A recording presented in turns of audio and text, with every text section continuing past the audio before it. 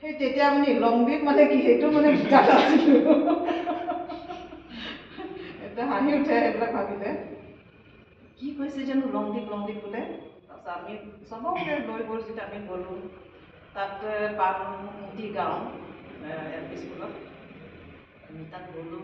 একো বুজি পোৱা নাই তেতিয়া কি বস্তু, জাষ্ট আৰম্ভণিটো। তাৰপিছত তেওঁলোকে কি কি ক'লে, ভাষণ দিলে চাগে কি আছে, কি ধৰণে মানে আন্দোলনলৈ যাব সেইবিলাক কথা ৰাখিলে। পিছত আমি গুচি আহিলোঁ। তাৰপিছত নাই আৰু তেনেকৈ। তাৰপিছত হাইস্কুলত যেতিয়া পাইছোঁ, তেতিয়া আমাৰ ঘৰটো যিহেতু অক্ৰেয়তো আছে আৰু হাৰহাটত টাউনত আছে হায়াৰ ছেকেণ্ডেৰী স্কুলৰ ওচৰত।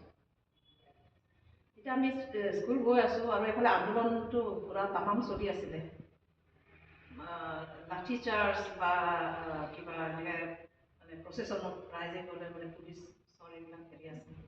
তাৰপিছত অফিচ যিটো আমাৰ আন্দোলনৰ মুখ্য কাৰ্যালয় হাৰহাটৰ, আমাৰ ওচৰতে আছে। তাত নিউটন ক্লাব বুলি আছিলে আগতে, কিন্তু তাতে পাৰ্টি অফিচ, SCC সমষ্টি কমিটিৰ তাত অফিচ আছে। সেইটো অফিচত মানুহ জমা হয় আৰু কেতিয়াবা পুলিচে গৈ তেওঁলোকক মানে হেৰি কৰে, খেদাই দিয়ে আৰু থানা ঘেৰাও খেদাই দিয়ে।